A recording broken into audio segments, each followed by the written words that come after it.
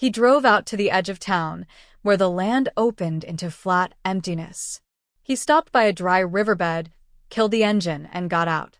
The silence there was absolute. No traffic, no hum of civilization, only wind and dust. He took the gun from the glove box, turned it over in his hands, then buried it beneath a small cairn of stones. The act wasn't dramatic. It was quiet, almost reverent. A funeral for what he had carried too long. He stayed there for hours, letting the past loosen its grip. When the sun dipped low, painting the sky in molten orange, Daniel took out the old photograph he kept in his wallet, the only picture he had left of his father. The edges were worn, the image faded. His father was smiling, arm around Daniel's shoulders, a grease smudge across his cheek. It had been taken outside their old garage. "I did it," Daniel whispered. "I found him. I didn't become him." The wind carried the words away, scattering them into the desert. He didn't expect an answer. That night, he booked a cheap motel on the outskirts of another nowhere town. The bed creaked, the air conditioner rattled, and the neon sign outside blinked like a slow heartbeat. He lay awake for a long time, staring at the ceiling, wondering what came next. He'd lived his whole life chasing one man. Now that it was over, the emptiness frightened him more than the hunt ever had. In the morning, he woke before dawn, bought a newspaper, and read it over breakfast. There was an article about a local garage looking for help. It was nothing, just a job posting, but the words stirred something in him. His father's trade. His father's world. He went there later that day. The place smelled of oil and heat, the way he remembered. A young man in his 20s greeted him, hands stained with work. "You hear about the job?" he asked. Daniel nodded. The kid smiled. "You any good with engines?" Daniel hesitated, then said quietly, "My father taught me everything I know." He got the job on the spot. Days turned into weeks, and Daniel found a strange common routine: the scrape of tools, the hiss of pressure hoses, the weight of honest labor. He didn't talk much, but he listened. The men in the shop started calling him Old Dan, not out of disrespect, but with the kind of camaraderie that comes from shared sweat and silence. At night, he'd sit outside his small rented house, drink coffee instead of whiskey, and watch the stars. Sometimes he'd think of Pierce, the killer he'd spared, and wonder what became of him. Whether he still woke up in guilt. Whether he still looked in the mirror and saw the boy whose father he had taken. Daniel didn't know, and maybe he didn't need to. Some answers aren't meant to be found. One evening, while closing up the garage, the young mechanic who'd hired him came over. "You never talk about where you're from," he said. "You got family somewhere?" Daniel thought for a long moment before replying. "Not anymore. But I had a good father. That's enough." The kid nodded, satisfied. And Daniel felt something stir, something that wasn't vengeance or grief, but maybe the start of peace. He stayed there in that small town, fixing engines and teaching the younger mechanics tricks his father once taught him. He laughed sometimes, softly, uncertainly. He even helped the kid rebuild an old car, a 1968 Mustang, the kind his father had always dreamed of restoring. When it was finished, Daniel took it for a drive through the desert. The wind rushed through the open window, the road unspooling endlessly ahead. For the first time, the road didn't feel like an escape. It felt like a beginning. He didn't know how many years he had left, but for once, he wanted to live them. Not for vengeance, not for ghosts, but for the man who'd raised him, and the promise he had finally kept. The vow had lasted 30 years. But in the end, it wasn't the killing that gave him peace. It was the letting go. The years that followed drifted by like dust carried on the wind, quiet, unhurried, and strangely kind. Daniel Reeves had lived too long in the shadow of a single moment, and now that shadow had thinned into memory. He grew older in that small desert town, though age came to him like rust, slowly, subtly, until one day he noticed his hands trembled when he held a wrench, and the fine print on repair invoices blurred at the edges. But he didn't mind. The garage had become more than a workplace. It was a rhythm, a heartbeat, something that tethered him gently to the world he'd once thought he'd lost. The young mechanic, Eddie became almost like a son to him. Reckless, full of laughter, never quiet for long. Daniel saw something of his younger self in the boy, what he might have been if life hadn't carved its lessons so deeply. Eddie would talk about cars, about girls, about dreams of leaving town someday, and Daniel would listen with the faintest smile, offering a word here and there. But sometimes, in the hush between the day's noise and the quiet hum of evening, Daniel's thoughts would wander back. To the grave. To the promise. To the 30 years of silence and pursuit. He didn't regret the vow, it had shaped him, but he often wondered what kind of man he might have become if he'd chosen forgiveness sooner. One night, long after closing, Eddie came to him with a box. "I was cleaning out the storage shed," he said. "Found this. Thought you might want to look." Inside were old tools, covered in dust. But beneath them lay something else, a faded photograph, tucked inside a metal frame. Daniel froze. It was his father again, younger this time, standing beside another man. A man Daniel recognized instantly. Landon Pierce. The picture was dated a few months before the murder. They were smiling, shoulders touching like old friends. Daniel's breath caught. He'd never known they were that close. He'd always believed Pierce had been hired, a stranger brought in to do the killing. But now, looking at that photo, a new truth took shape. They hadn't been enemies once. They had been partners. He spent the night staring at that photo, unable to sleep. Pieces of old memories began to click into place. The mysterious visitors to the garage, the phone calls his father took outside, the times he'd said, "Some people don't like when you stop working with them." Maybe it hadn't been betrayal by a stranger. Maybe it had been a friendship that turned to fear. The thought didn't make him angry. It made him tired. Because now he saw how thin the line had been between justice and ruin, how both men had been trapped by choices that spiraled out of control. Pierce hadn't killed for greed alone. He had killed out of panic, out of the kind of desperation that makes good men do unforgivable things. Daniel realized then that vengeance had blinded him not just to mercy, but to understanding. For 30 years he had hunted a man, but never once had he tried to know him. A few months later, Daniel received a letter. It came in a wrinkled envelope with no return address. Inside was a single piece of paper with shaky handwriting. "Daniel, I never thought you'd spare me. I'm not sure I deserved it. I don't have much time left, but I wanted you to know I didn't run from what I did. I've told the truth to those who will listen. Maybe it's too late, but I hope someday you can forgive me. Your father was a good man.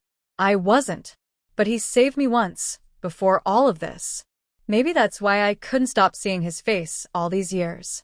If you ever come to Santa Rosa, there's something for you in the church basement. Ask for Father Albright. He'll know." L. Pierce.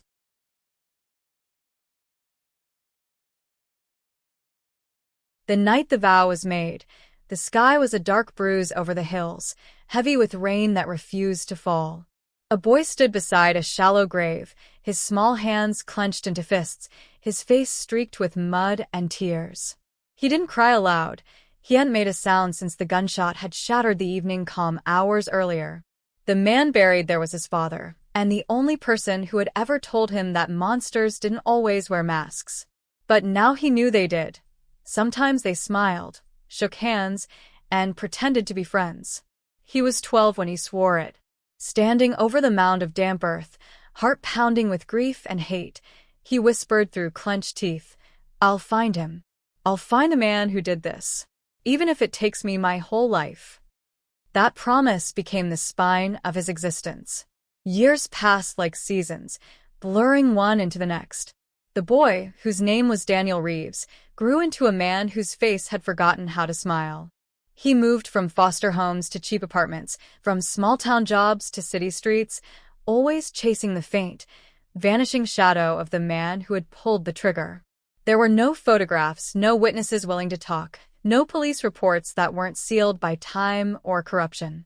But Daniel had his father's instincts, a quiet patience, and a mind that refused to give up on patterns. His father had been a mechanic, the kind who could rebuild an engine blindfolded. But he'd also been something else, someone who had seen too much of the wrong kind of money passing through the town. He had tried to walk away, and someone had made sure he couldn't. It was in the back room of a rusted-out auto shop, years later, that Daniel found his first thread. A faded ledger with half-burned pages. Names, dates, transactions. One name appeared more than once, Landon Pierce. It meant nothing then, just another ghost scribbled in the margins of the past. But it became the first whisper of a trail. Daniel followed it across states and decades. He learned to listen, not speak.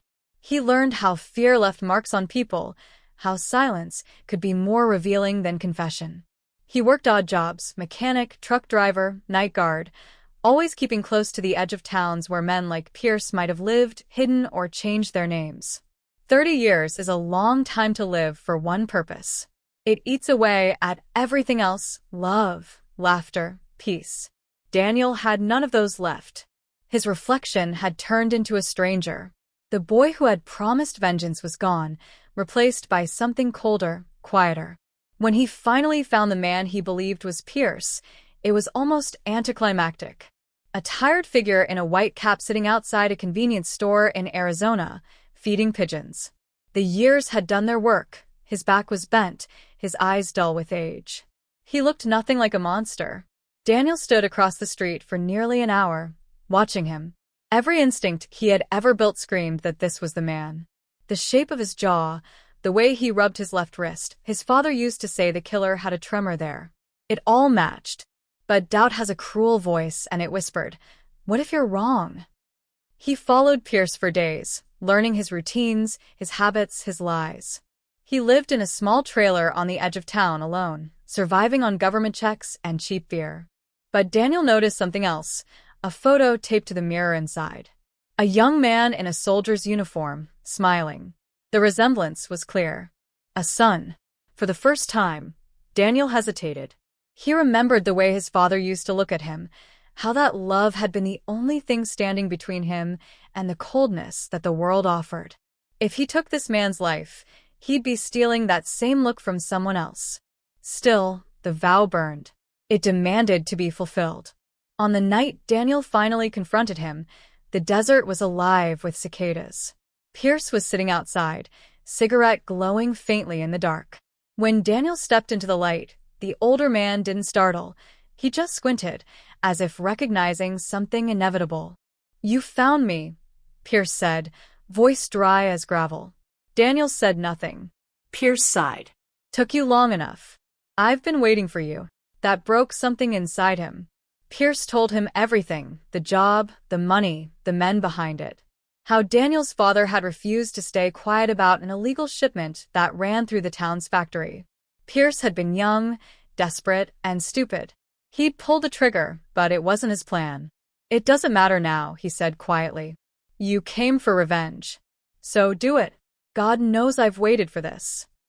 Daniel looked at the gun in his hand, the same kind of gun that had ended his father's life. The weight felt wrong, heavy with ghosts. He had imagined this moment 1,000 times, but it wasn't supposed to feel empty. He lowered it. "You don't get to die that easy," Daniel said. "You get to live with what you did. Every day you wake up, you'll remember. That's your punishment." Pierce's eyes watered, not with relief, but something deeper, shame, maybe. Daniel turned and walked away, the night swallowing him whole. He drove until dawn, until the horizon bled gold and the desert wind cooled his anger. Somewhere along the way, he realized the vow he had made wasn't about killing, it was about finding the truth. And now that he had it, the revenge no longer mattered. When he stopped at a diner for coffee, he caught his reflection in the window. For the first time in decades, he looked like his father again. Not the man buried under rain and earth, but the one who had smiled through grease-stained hands and said, "Some debts aren't yours to pay." Daniel Reeves finally understood. 30 years of hunting had brought him back to where it began, not to the grave, but to the choice that made him who he was. And this time he chose to live. He drove on, leaving the desert behind, the vow fulfilled in a way the boy could never have imagined. The ghost stayed quiet. The sun rose higher. And for the first time in 30 years, he felt something close to peace. He didn't stop driving that morning. The miles kept rolling beneath his tires, the road stretching endlessly through a landscape that shimmered with heat and memory. Every town he passed through looked the same: sun-bleached signs, tired faces, places that didn't remember him. But he wasn't looking for a place to belong. He never had been. Not since the day he buried his father. At a diner off Route 89, he sat in the corner, watching the world through the reflection in a cracked window. The waitress poured him black coffee, without asking. She had gray streaks in her hair and a kindness in her eyes that he hadn't seen in years. "You look like a man who's been driving a long time," she said softly. "30 years," he murmured. She chuckled, thinking it was a joke, but he didn't smile. He watched her move between tables, her motions slow and practiced, her life neatly arranged in the rhythm of serving strangers. It struck him then, most people don't live for revenge or justice. They just live. They wake up, make coffee, go to work, love who they can, and forget who they can't. He envied them.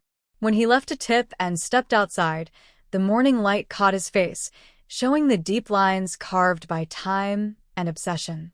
He wasn't old, not really, but vengeance ages a man faster than years ever could.